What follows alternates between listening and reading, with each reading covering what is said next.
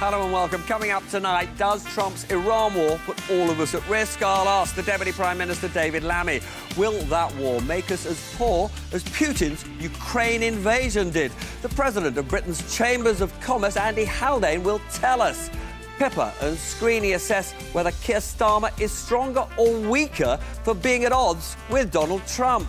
We know what the public think about the attacks by the US and Israel, as well as the British response. And throughout the show, Labour's John McDonnell will explain why Trump should have asked all British MPs whether he could use our airfields. And the former US Defence Advisor, Jasmine El-Gamal, will tell us how Western leaders should manage Trump.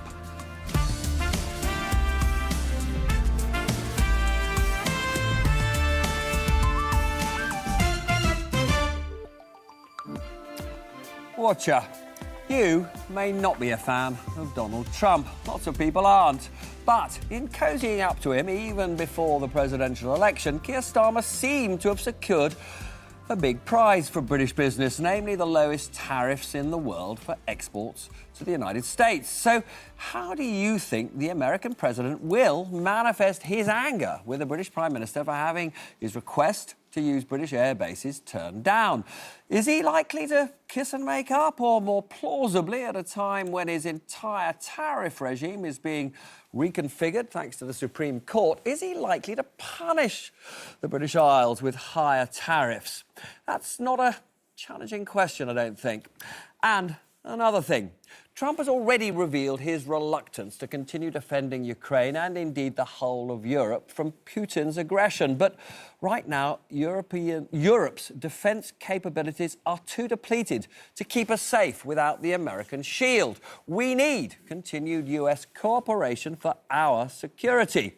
So was there a way to reject Trump's invitation to join him as a full partner in his war while not provoking his ire? The point is that we have belatedly given him permission to use our air bases. So would it have been sensible for Keir Starmer to offer those from the start rather than only after Tehran retaliated? Starmer says he couldn't because that would have breached international law. But should that really have been the decisive factor for just 24 hours when our important friendship with America was seemingly at risk? This is not about whether Starmer is Winston Churchill, but about whether he's a bit too much of a lawyer sometimes. Pippa. Well, I can tell you what the public think, Robert. This polling from YouGov shows us that by 49% to 28%, Britons opposed the US decision to strike Iran. And I know that Keir Starmer is weighing up the public mood alongside the legal opinion when he initially blocked the US from using our air bases. But when Iranian missiles and drones threatened British citizens and military bases across the Middle East, he allowed them to launch defensive missions. Downing Street insisted it was driven by changing circumstances on the ground. The public isn't very keen on the government's current position. As you can see, almost 50%, almost certainly the same people who opposed the first strikes, are against even defensive operations. Some of the don't knows appear to have sided with the PM. Starmer does seem to have the bulk of Labour MPs on board for now. They tell me that they recognise it's a very complex situation, but they're nervous about the UK being drawn into a wider conflict. And here's why. This has become a massive war, touching on almost every part of the region. This map shows us all the strikes and successfully intercepted drones and missiles across the Middle East since the early hours of Saturday. All those in blue were launched by the US and Israel, and in red are those by Iran.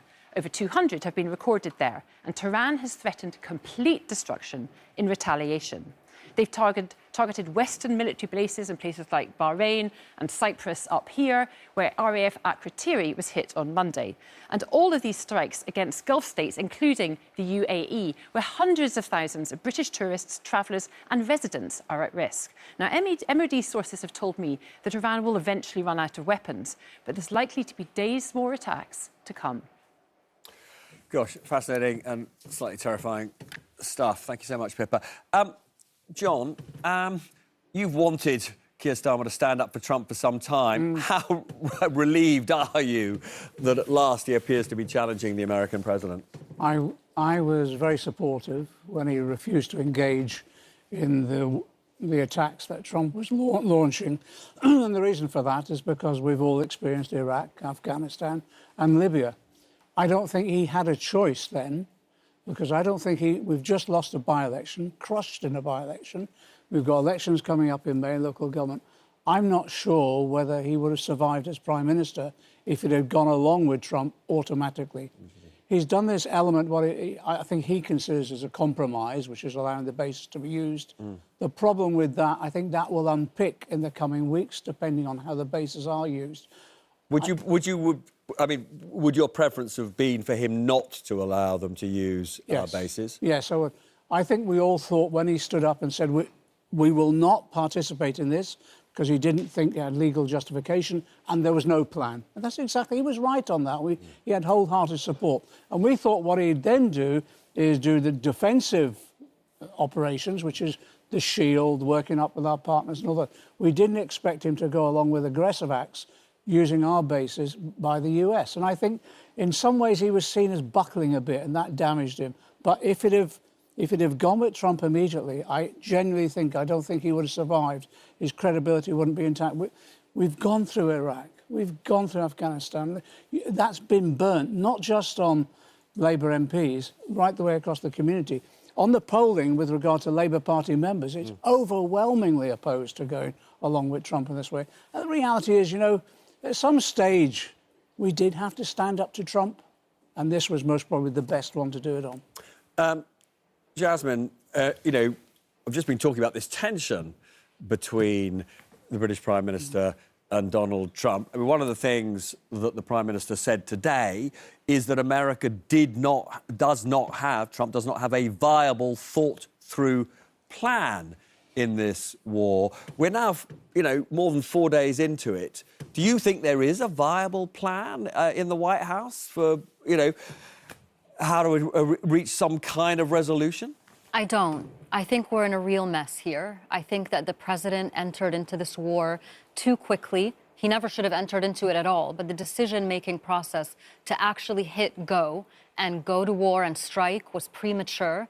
The diplomatic track had not been exhausted. They were right in the middle of negotiations with Iran. The Omani foreign minister, who we have no reason not to trust, had just said on Face the Nation in the US that the Iranians had made concessions they hadn't even made with President Obama when he negotiated the JCPOA with them, and that he thought that there were prospects for progress. And he said to President Trump on US television, "This is not your war. Don't do this." And President Trump did not heed that call. I think that we still have no idea where this is going or how bad it could get. I think there was no legal justification for it. There was no imminent threat. Our own intelligence agencies tell us there was no imminent threat to the United States. We know that the president... So you don't believe this idea of, an assassination attempt on the president? I mean, no. I also don't believe that Iran ever would have struck the U.S. preemptively in the middle of negotiations.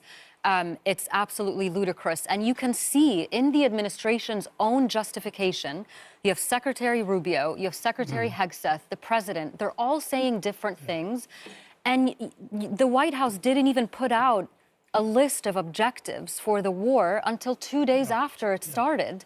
And that list didn't include the original objective he had at the beginning, which was regime change. It's absolutely wild. I'm going to come back and explore more of this in a minute or two. Thanks, Jasmine. Thanks, John. But now I'm going to go to an interview I did a little bit earlier on with the Deputy Prime Minister, David Lammy. Inevitably, I began by talking to him about this rift between Donald Trump and the British Prime Minister. And I asked him how serious he believed it to be. I think it's important to understand that the special relationship that we've got with the United States is underpinned by the closest of intelligence relationships, the closest of military relationships. We've got military personnel in each other's countries. We've got £1 trillion invested in each other's economies, 1 million people in each other's companies in both sides of the Atlantic. So that's the special relationship. And the truth is, we work closely together, and I've seen that as Foreign Secretary and indeed as Deputy Prime Minister on a range of issues, particularly within the G7. But let's be clear. If you went back to Churchill and Roosevelt disagreeing over Stalin, if you went back to Wilson and LBJ disagreeing over Vietnam... Yeah, but they don't say it on camera, Deputy Prime... They didn't say it on camera, Deputy Prime Minister. I mean, does it really not matter that he's been rude in public about the Prime Minister? Donald Trump has his particular way, his particular rhetoric. I think your viewers recognise that. He's been pretty sharp on occasion about Emmanuel Macron. But the world goes on, and I'm saying that we have the closest of special relationships. And yes, our Prime Minister, and I was with him for most of the weekend, has made a decision based on our national interest, grounded on our understanding of international law and not putting our own soldiers in danger, and of course having a plan. You're friends with the Deputy President, or the Vice President, J.D. Vance. He said, again, fairly rude things about countries like ours, that we were rattling our pearls, I think was his expression. Have you rung him up and asked him just to be a bit more sensible in the way that he talks about us? I've said before, you can have a relationship, you can have a friendship, as I have with the Vice President. You can be robust, you can have disagreeable differences in the midst of that. But fundamentally... But have you rung him up to try and smooth things over? Fundamentally, we are two close allies that work hand in hand. The US has chosen a different way, and we have made an assessment, and it's the right assessment, about not putting UK soldiers into an offensive situation that did not meet the legal threshold that we set in our own country. It was not just that. The Prime Minister said he didn't believe that the American president had a proper plan. What do you think Israel's and America's endgame is? That's for you to ask the Americans. There's been lots of commentary right across the board on what is the plan. But you agree with the Prime Minister that he doesn't have they don't have a plan? And in the last few days, the plan has changed. But what is happening is we are in a theatre of conflict. Our Gulf allies are under tremendous pressure and have asked us to assist them, and we are doing that. British nationals are sheltering in hotels and their homes for those that live in the region. And for all of those reasons, of course, we act defensively to save British lives. I mean, the bit of it that I am genuinely struggling to understand, I think lots of our viewers don't understand, is why was it the case that when President Trump asked to use our bases, we said no, and then literally just a few days later, when there was some retaliation from Iran, which was always likely, we suddenly said yes. Why not just say yes in the first place and avoid all this conflict with Trump? I think that's very straightforward. We said no because we did not believe it was right to get involved in offensive action. The offensive action begun on Saturday, and Iran has reacted, and that reaction is ricocheting right across the Gulf. But that was predictable, so why not just say yes in the first place? Well, we're clear that we were not going to get engaged in offensive action. We are now in a place where we are defending. That's not what we were being asked to do. We were just being asked to give them access to Diego Garcia, for example. And the access that we have given is for defensive purposes, and we're really clear. But we could always have specified that. And the AG set out very clearly the legal context that makes that legal as per our law. And that must be the right basis on which to move forward. But really, a legal nicety of that sort was worth alienating the American president? Robert, I don't think you can describe, after living through the Iraq War, after a Chilcot inquiry, after the huge concerns on the basis in which we committed our own troops previously to that action, I don't believe you can describe the Prime Minister being absolutely clear on the basis in which he would commit. But in fairness, that's not what I'm saying. I'm not saying he was wrong to not participate in offensive action. I'm just talking about access to our bases. A completely different thing. Well, actually, having been close to this, the US made one request, and the Prime Minister was clear on that request. And then the US made a second request, and we were able to meet that second request with writing restrictions in place to make it clear that we were acting defensively and the circumstances in which they would be acting defensively, because that is within the law. Now, I don't know if you remember, but almost exactly a year ago, you and I were having a conversation in Washington. And one of the things you said explicitly to me is, if President Trump doesn't want us to go ahead with the transfer of Chagos to Mauritius, we won't do that. He has now said he doesn't want us to go ahead with the transfer of Chagos to Mauritius. On that basis, are we now going to halt it? I think 3 weeks ago, he said we could go ahead. I sat in the Oval Office when he said he thought it was a good idea. The State Department, I think, 3 weeks ago said we could go ahead. And I know that there have been some tweets subsequently, because Diego Garcia clearly is an important base in relation to the current conflict. So, of course, we've got to work with the United States on this, and we do. It's a joint base. So clearly, this can only move forward on the basis of agreement. But the truth is, the American position has moved around.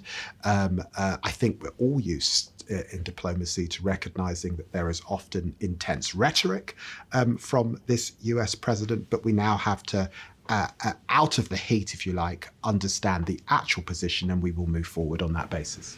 So you're just not clear at the moment whether we're going to be able to transfer it? I think, given that the United States was saying it was fine 3 weeks ago, and we've had a tweet overnight that takes a different position, clearly the position is moving around. Now, let's see what John and Jasmine made of that. Now, Jasmine, you were a translator in Iraq during the first conflict. How does the US president, how does the military avoid this becoming another Iraq? How do you prevent other countries being dragged into the conflict? You know, I think my experience at the Pentagon probably gives me more insight into that question. You know, when I was in Iraq, I saw the human cost of decision-making in Washington. When I was at the Pentagon, I understood how to think like a military planner. You know, I spent a lot of time with my colleagues at the Joint Staff, and I remember being in rooms with the Secretary of Defense and the chairman and hearing what the chairman of the Joint Chiefs would say to the Secretary of Defense, preparing him for meetings with the president. We were talking about Syria, for example, and Obama's red line on Syria when President Bashar al-Assad used chemical weapons. And there was a big debate inside the Pentagon where the White House would say, give us options. And the first question would be, to do what? What is the end goal? Tell us what you want to achieve, and we'll give you a list of options to get there with all the associated risks so that you can make the right decision. And not just what to do and how to get there, but how to get out. What's the exit plan? Yeah. These were the conversations we were having. None of that has been happening here. No exit plan, no objective, and no idea of what to do if the risks continue to escalate, which they will. Yeah. I'm very certain that they will. And it's incredibly reckless, and it's really difficult to see. And John, you were around in Parliament, obviously, around the time of of that vote on the First Iraq War, voted against it. David Lammy talked about this decision being made in the national interest, but as our polling has shown, people are not very keen on Britain getting involved. What is the danger of the political fallout this for Keir Starmer ending up mirroring that for Tony Blair? Because obviously it was very damaging to his government. Yeah. Especially when Keir Starmer himself, later at the time, was opposed to the Iraq War, and also said, when he was elected leader, if we're going to have military action, there'll be a vote in Parliament. We'll all take that decision. And I think he's at real peril and risk, because people, the general community, remembers Iraq. They remember the consequences, both in terms of the humanitarian situation, the crisis that there was, but they also remember the economic impact as well, and that's what they'll be experiencing now. And we could have if Keir in any way gets dragged any further into this war, we could have a situation where people are saying to him, you should have remembered Iraq, but in addition to that, we're suffering now economically because of your decisions. Yeah, and Jasmine, what do the American public think? I mean, is there a moment where Donald Trump has to start reining it in because of the situation domestically? Absolutely. I mean, I was actually just checking my phone because Congress is voting right now on the War Powers resolution. So I'm waiting for an update, but it's expected to fail. I think Republicans, the vote will be along party lines, and not enough Republicans are ready to go against Donald Trump because of midterms coming up. So we just have to wait and see what happens, basically. But if you listen to some of the people that are coming out of those briefings, even Republicans are saying, no imminent threat. There was no imminent threat. And also, MAGA did not vote for this. Yes, yeah, and are angry about it. So we'll have to wait to see what happens. But back to you, Robert. Thanks, Pippa. Now, John was just talking about the economic ramifications of this extraordinary, worrying conflict in the Middle East. I'm delighted to see you, Andy, wearing both your hats. You're president of the Chambers of Commerce. You were Chief Economist, distinguished Chief Economist of the Bank of England. And I want to talk to you about the direct economic impact of what's going on here. And what we're looking at is shipments of oil and gas through the Straits of Hormuz, which Iran has effectively shut down. So talk us through the significance of how the shipments of oil and gas have just collapsed over the last few days. Yeah, this is a key choke point in global energy markets. Around a fifth of both oil and gas globally flows through this little more than 30-mile strait. So when that is shut off, and you see this slowing to an absolute trickle, that is sure to ripple outwards into global energy markets, the balance of demand and supply, and therefore to global markets for the price of oil and the price of gas, which we all ultimately pay. Yeah, so let's look at this.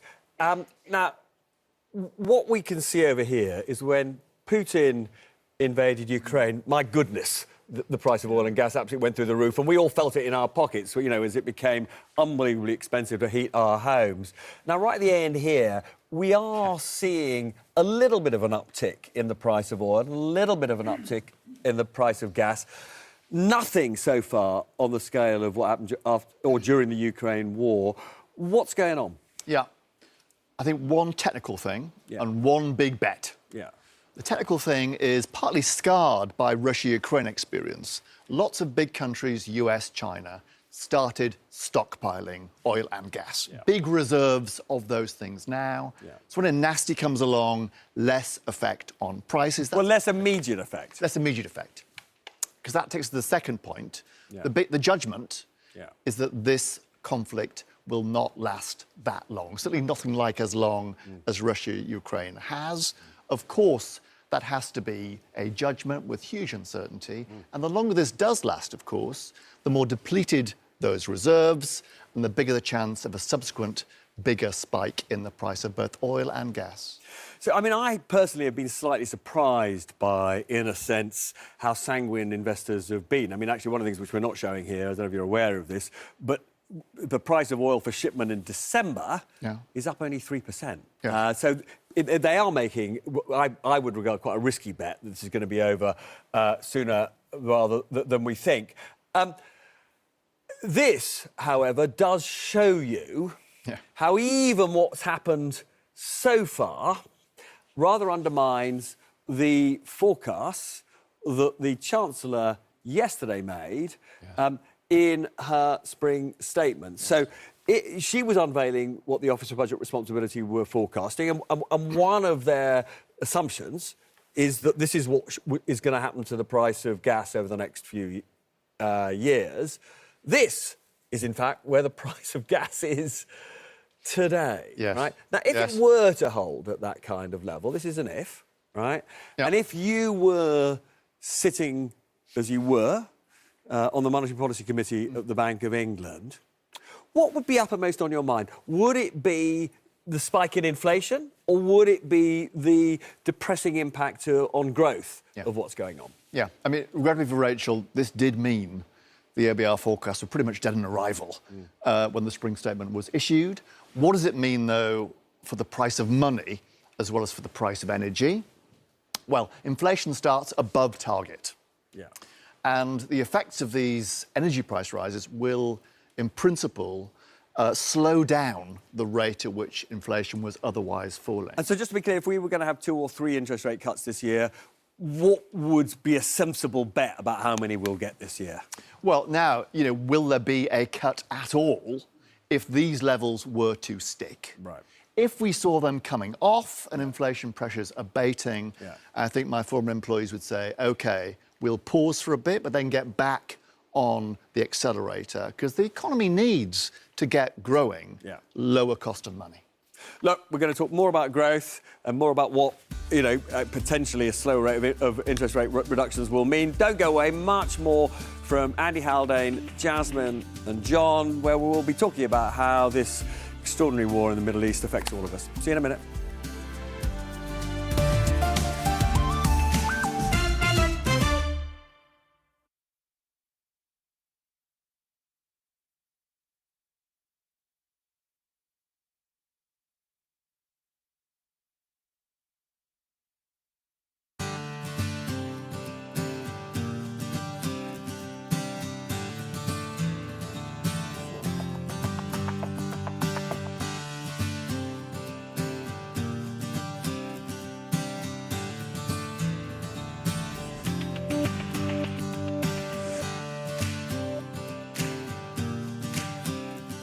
Oh, welcome to the break. Now, the best part of the show, obviously, is our Twitter breaks. And yesterday, Donald Trump said that Keir Starmer was no Winston Churchill.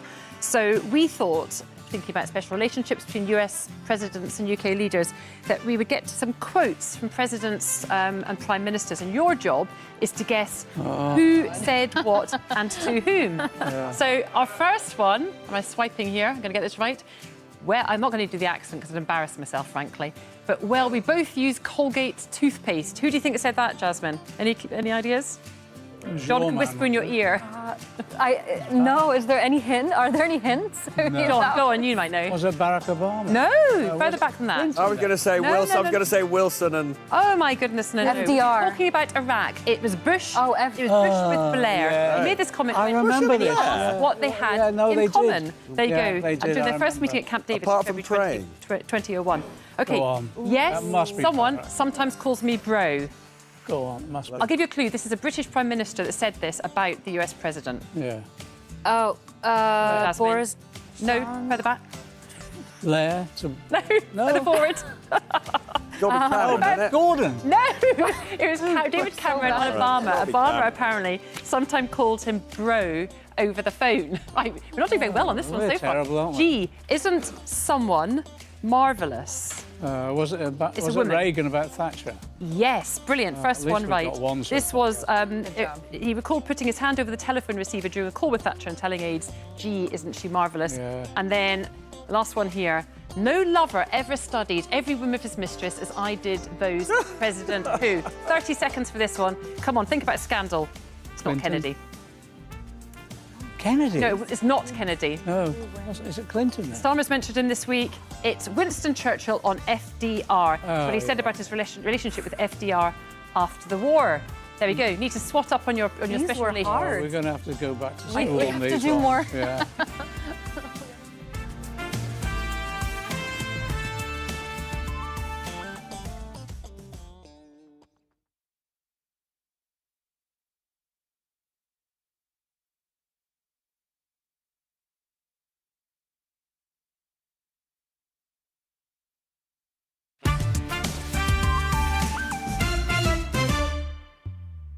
Welcome back. I've restored Andy Haldane to the comfy chair because we've been kicked out of the screeny vicinity by Pippa. That's right. Well, I want to pick up on one bit of the spring statement, unemployment. Now, the OBR have revised their forecast up. As you can see, the new peak, this is a pink line here, is 5.3%, which is above even the highs of the pandemic. Now, they think it'll fall relatively quickly to 4.1%, but other economists, like those at the Bank of England, you see them in blue there, are a bit more sceptical. But this doesn't play out in the same way across the economy, which helps explain what might be causing the increase. Now, this chart from NISA shows how the unemployment rate has changed in different sectors. The higher the bubble, the more people that are losing their jobs. And the size of the bubble is the number of people who work in that area. If you're working in finance or manufacturing or health and social work, you're probably safe. But your job could be at risk if you're in any of these sectors: communications, construction, transport. And further to the right, the more employees that are on or below the national living wage. Right up in the top corner there is the hospitality sector, which has been calling out for help for years. It employs a lot of young people on low wages, and employers have warned that putting up the minimum wage for young people could make them harder to hire. Now, I've heard the government is looking again at their plans. There's a lot of concern around youth unemployment at the moment. Robert. Yeah, thanks, Pippa. So, I mean, one of the things that's very striking is in latest opinion polls about how people feel about the economy, pretty much their biggest worry at the moment is unemployment. It is very much a thing at the moment, particularly among young people. I mean, you know, in terms of what you see up and down the country, do you think this increase in the minimum wage for young people is undermining their employment prospects? I think the in principle case is strong, but given where we are right now, with youth unemployment 16%, yeah, and almost 1 million 16 to 24-year-olds out of work and not in training either, this might just be the straw that breaks the camel's back if you're a business. That's what they are saying. And that will be a case for treading cautiously, I think, given that this is peril number one domestically, alongside the external peril we've just discussed.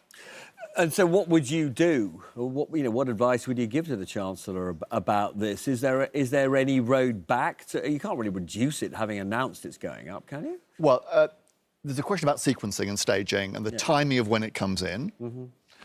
Keep the principle, but think about the timing. There's also what more is done to support young people back into work, which is crucial. That's Alan Milburn's review, is looking at that question.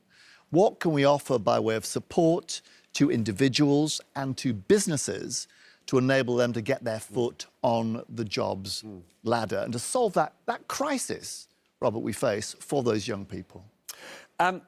It was pretty much a policy-free zone yesterday when the Chancellor stood up in Parliament to talk about the forecasts. But she did say in 3 weeks' time she's doing, I don't know if anybody's done a second May's lecture, but she's doing a second May's lecture as Chancellor. The last one, I think, was all about growth, which was never delivered. This one will be all about growth again. I mean, she said that she's going to talk a bit, for example, about closer trade relationship with the European Union. That could help a bit on growth. But what else should she be looking at? May's lecture one was about securonomics. If there's a case then, there's an even stronger case now. So alongside thinking about EU reset and its many and various forms, no one quite knows what that means, by the way, I think we need to look at bringing forward our spending on defence. We published at the end of last year, the government did, a defence industrial strategy. A defence investment plan was promised. It's yet to find its way out. That money is yet to be spent. And when better than now, given the way of the world, as a driver of jobs, as a driver of growth. What else comes at a small, a low fiscal cost? Well, how about empowering our local leaders? Going full throttle, full-fat devolution to enable them to drive growth at the regional level.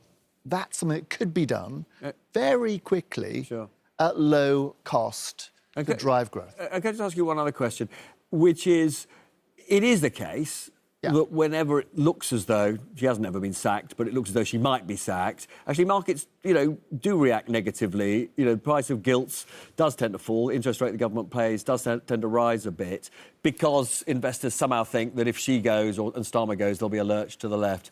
If you were Andy Burnham, for example, what would you say to reassure investors that, their £3 trillion of loans to the UK are not at risk? Yeah, and I was with Andy on Monday, as it turns out. Well, listen, what's missing, a missing ingredient here, is a credible, clear, consistent strategy for getting growth going. Ultimately, that's what holds bond markets in abeyance. If they think there'll be growth and therefore tax revenues tomorrow, they are dancing to your tune rather than you dancing to theirs. And that's why this government needs a growth tune and needs it PDQ.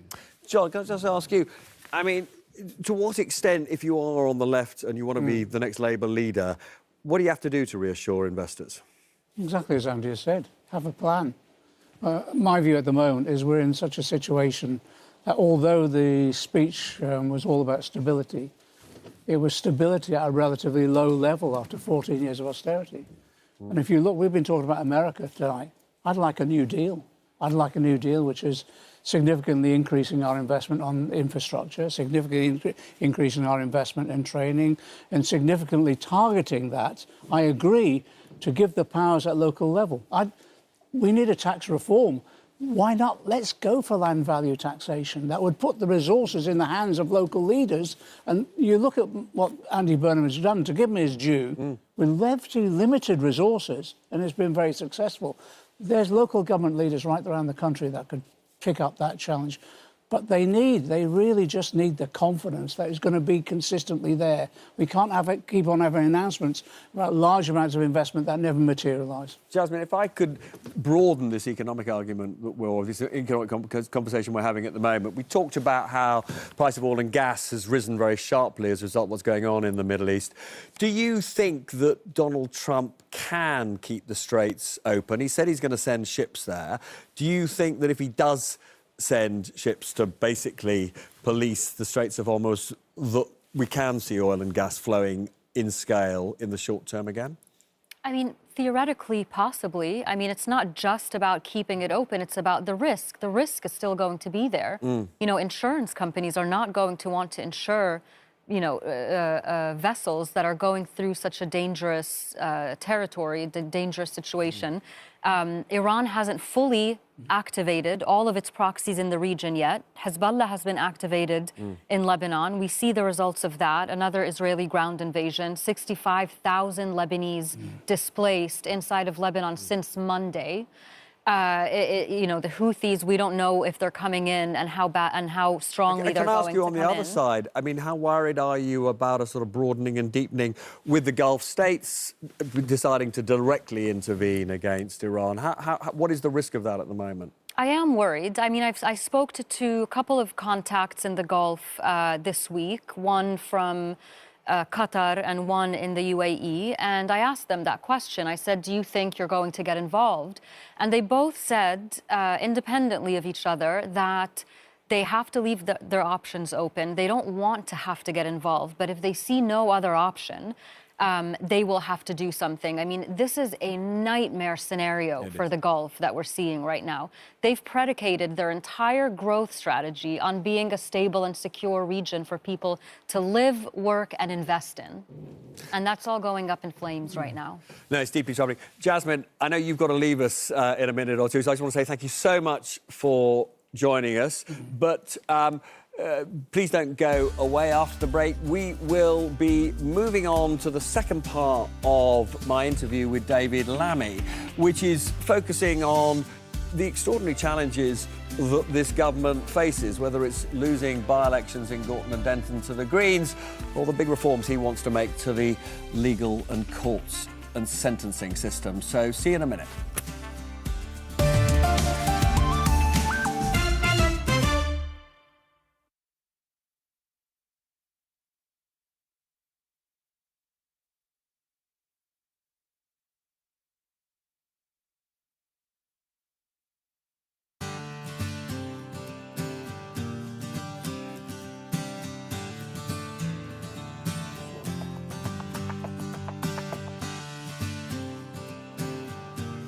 Well, welcome back to the break, again, the fun bit.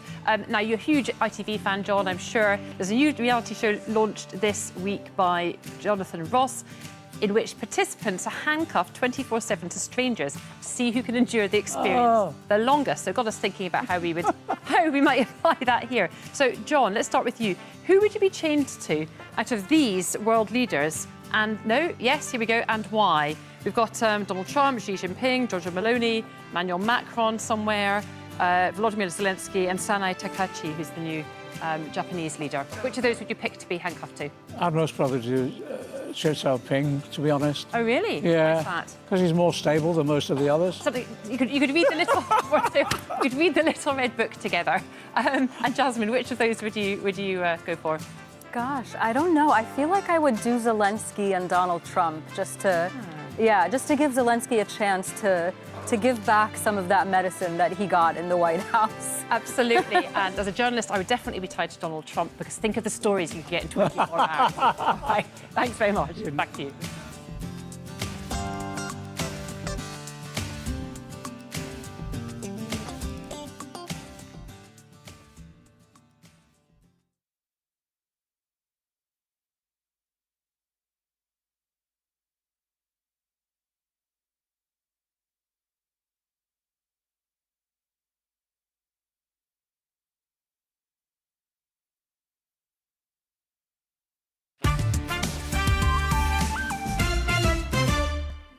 Welcome back. Now we're going to kick off with Pippa and some new data. The Justice Secretary has a big vote coming up next week on his plans for court reforms. Ministers are using this chart to convince sceptical MPs of the need to reduce the backlog in England and Wales. This is where we are at the moment. The caseload is at almost 85,000, and the blue line shows where it's going, 130,000 by the end of the decade and 200,000 by 2035. The green line is where it ends up if the Crown Courts are at the most efficient, and only if the system is also reformed, the yellow line, do numbers start to level off. If cases aren't being heard, then people aren't getting justice. But at least 40 Labour MPs have publicly voiced concern about the reforms. Let's look at the difference some of the changes could actually make. For a number of offences, you'll no longer have the right to choose trial by jury, this first block. Jury trials for these offences last around 11 hours, and with a judge, it's usually half that. The government thinks that could give them an extra 16,000 sitting days. Magistrates' courts will get more sentencing power, up to 2 years, whereas back in 2024, that was only 6 months, and the right to appeal will be restricted. Another big proposal is that the Crown Court judges will be able to sit alone where the sentence is likely to be 3 years or less. That means you wouldn't get a jury for certain serious assaults and some sexual offences, including against children. And according to the IFG, this would only be a 2 to 3% time saving for Crown Courts.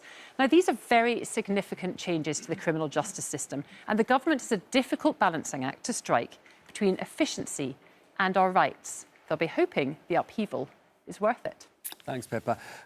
Now, a little bit earlier, as you know, I spoke to the Deputy Prime Minister. In the second part of that interview, I asked him if he was genuinely comfortable with the very controversial reforms that he's pushing through Parliament. For example, like taking juries out of cases, just handing them over to judges where sentences are less or going to be less than 3 years. Let's be clear. Our courts have been underinvested in for 14 years. Anyone who is a victim of crime knows that, because they're waiting years and years to see justice. Cases are collapsing as a consequence of this. And sadly, we have a rising remand population in prison because people are waiting so long. The jury system has been part of our system for 800 years. Let's be clear. We are investing more, 2.78 billion, so we can have our courts sitting more than ever before. We are modernising, as we were advised to do by Sir Brian Leveson, rebuilding our courts, sorting out our national listing programme, using AI and technology, which we can do much, much better and deploy much better. We're doing all of that, but we do need court reform as well.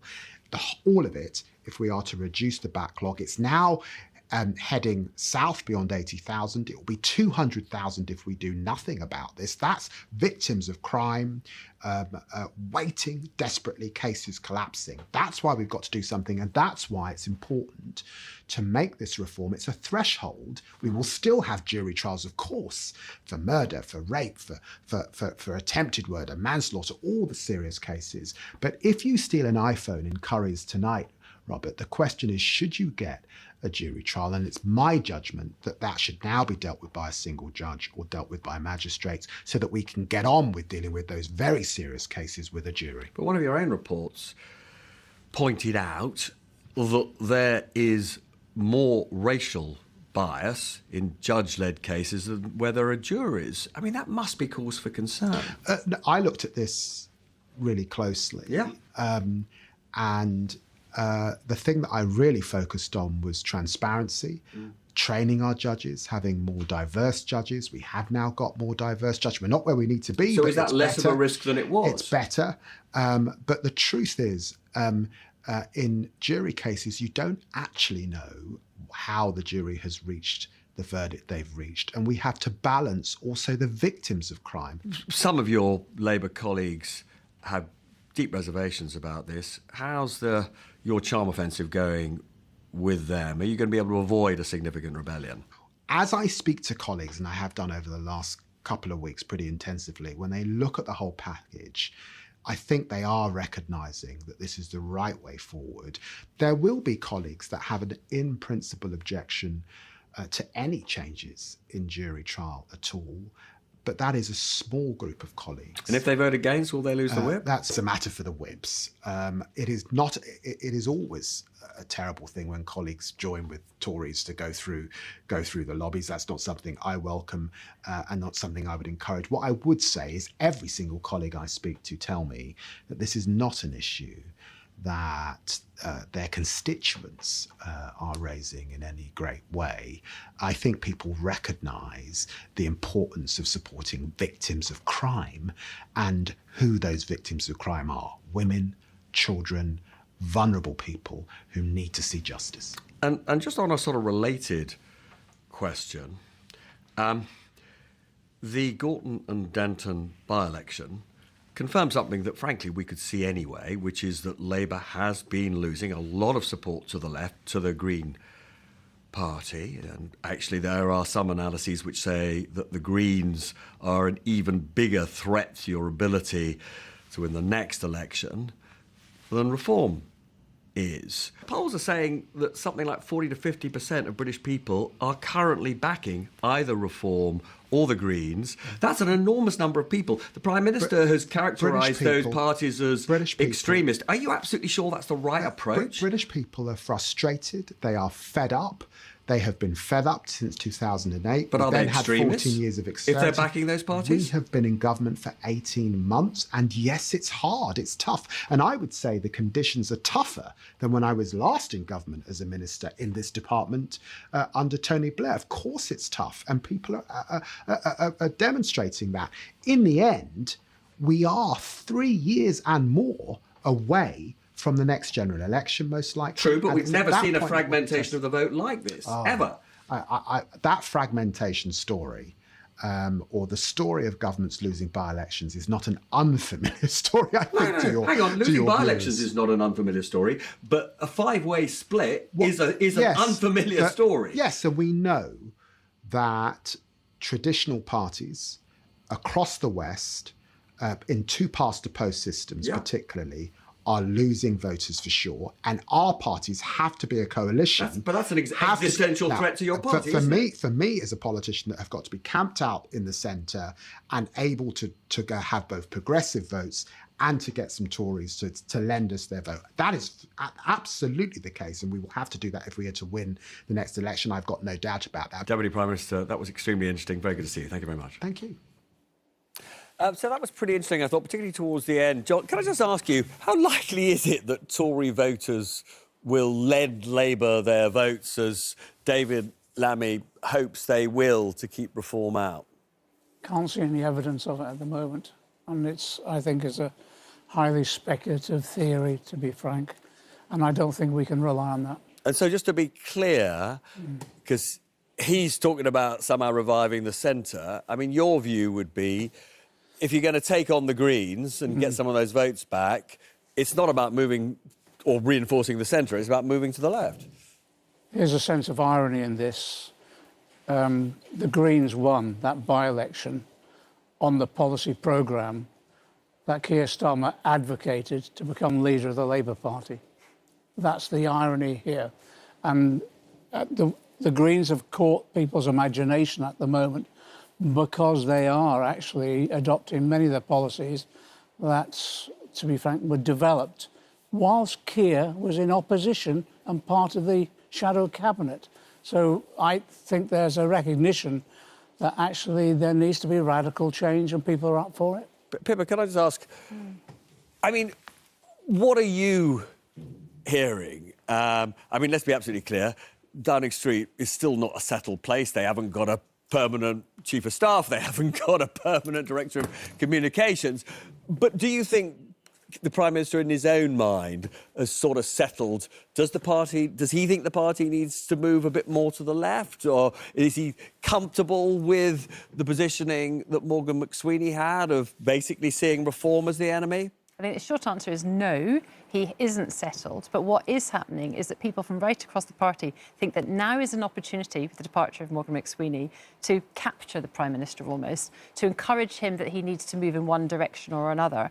And what they're currently grappling with is how to deal with the Greens. And Keir Starmer, I don't know if you were at the PLP, the Parliamentary Labour Party meeting on Monday, John, but I'm told that Keir Starmer got quite a lot of grief from some of his MPs for attacking the Greens on things like being soft on drugs and suggesting that some of their policy positions were extreme. So what does Labour do? Do they hug the Greens close or do they attack them? Because John's absolutely right. What Labour did, what the Greens did rather in Gorton and Denton, was run on an economic prospectus.